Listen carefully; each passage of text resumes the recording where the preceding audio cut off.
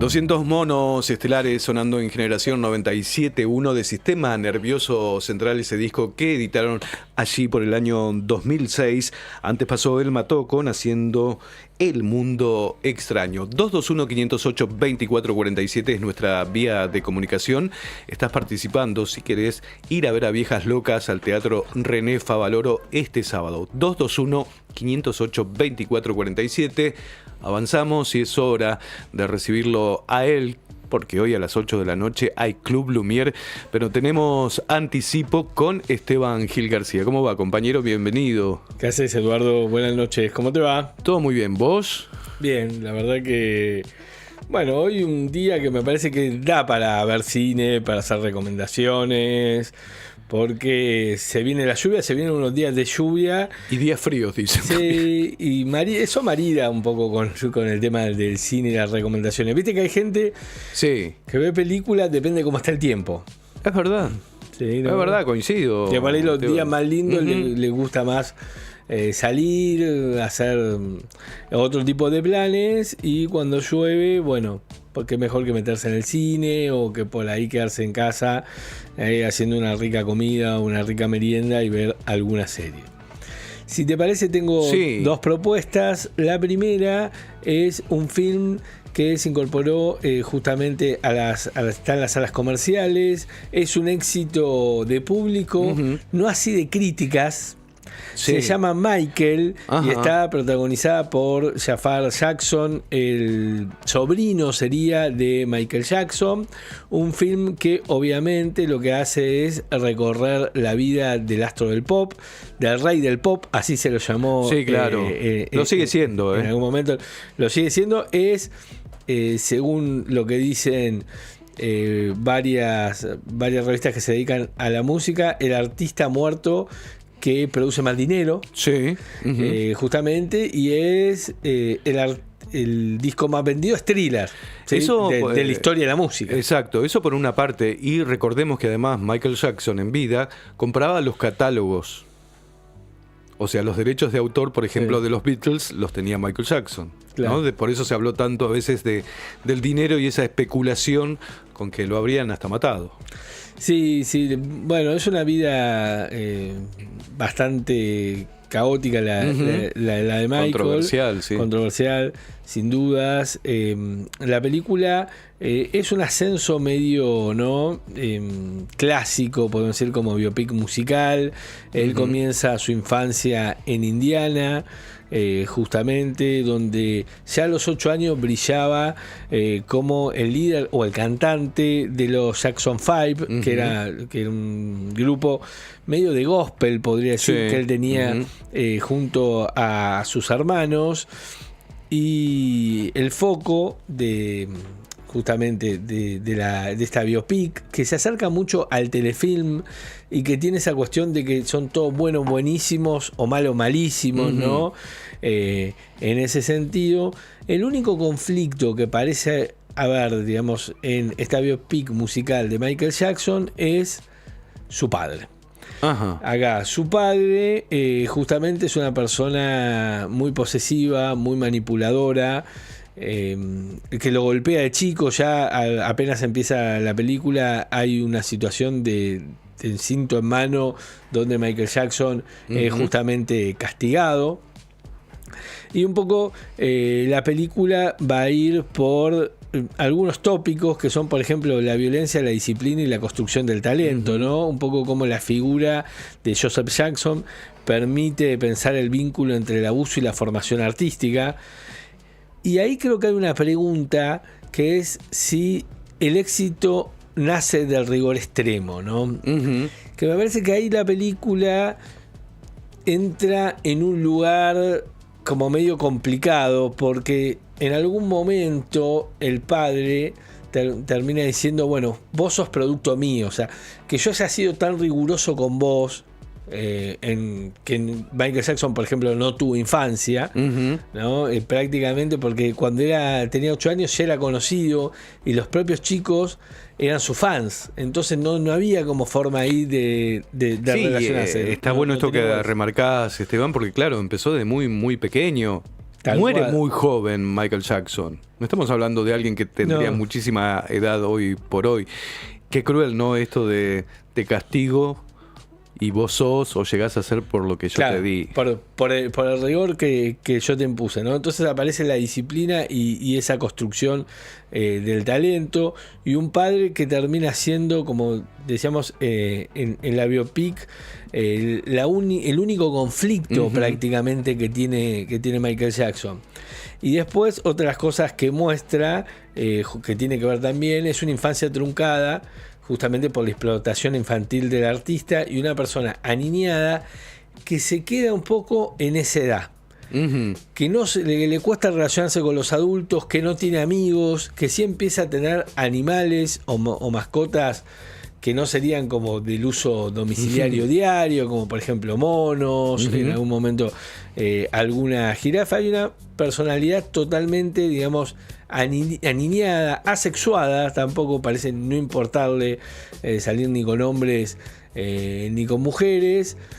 Y la figura de Peter Pan es una figura que lo persigue también en la biopic, porque es como un niño eterno, ¿no? La idea, digamos, del niño eterno. Yo creo que la película de alguna manera funciona como la acumulación de números musicales, que ahí sí realmente son muy buenos.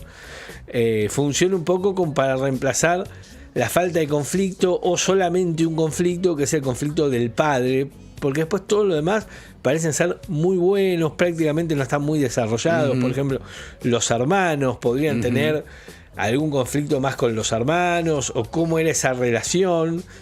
Sin embargo, parecería como que la película no quiere meterse en esa. Es una obra que me parece va más por la comodidad del homenaje que tener un riesgo de asumir, digamos, como otra mirada.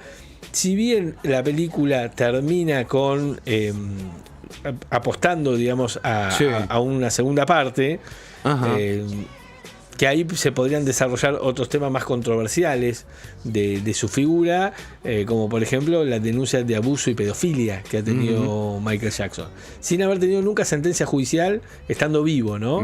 Eso hay, o sea que no aparecen tampoco matrimonio ni hijos. No. Acá termina, digamos, después sabemos que él estuvo, Michael Jackson termina teniendo algunas, se casó, ¿no? Con la hija de Elvis Presley. Tal cual. Ni más ni menos. Y después tuvo tuvo hijos. Y digamos, hasta donde va la biopic, no llega a tocarlo. La biopic terminaría sobre finales de los 80 y principios. Sí, sería finales de los 80 y principios de los 90, cuando él hace, auspiciado por Pepsi y aparentemente por la gran presión que ejerce sobre él, sobre su padre, la última gira de los Jackson 5, donde él ahí se despide. Pero Michael Jackson ya era Michael Jackson, ¿no? Claro, él ya era como la estrella del pop, y de alguna manera, ante las presiones familiares, decide darle como un cierre a ese grupo familiar que él lo llevó, digamos, al estrellato. Pensando con este cierre que haces, Esteban, ¿no? La película sé que tenía muchos intereses.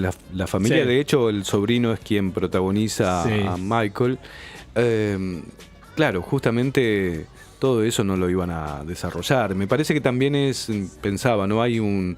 Pasé por el cine de San Martín y está lleno de gente fanatizada con Michael Jackson, y yo creo que hay algo de esto, ¿no? Del rey del pop, y que es una película que por ahí te muestra la parte musical nada más, ¿no? Yo creo que uno espera un poco más de la vida de semejante personaje. Digo, también el suceso en los cines habla de que sigue siendo aún popular, van todas las edades, es increíble. Sí. Lo que fue él como cantante, lo que fue él, ¿no? Como bailarín, claro. fue él como productor suceso, musical. También como productor, como visionario, ¿no? De alguna manera él llamaba la idea de que hacía películas, ¿no? Con los videoclips, él decía hacía películas y por ejemplo, es verdad.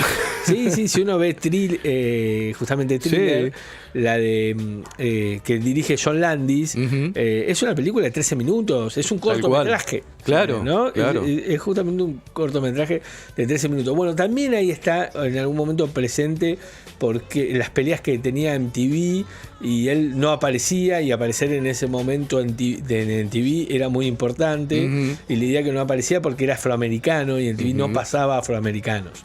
¿Sí? Mirá si hay para indagar temas, ¿no? En la vida de él. No pasaba negros. Entonces, la presión que hace Michael Jackson a través de la discográfica para que puedan empezar a pasar sus videos, que eran, bueno, joyas, eran obras de arte directamente. Así que bueno, yo creo que es una película que va muy por el homenaje, muy por los videoclips, por describir, digamos, la leyenda, pero de alguna manera lo que se podría hacer.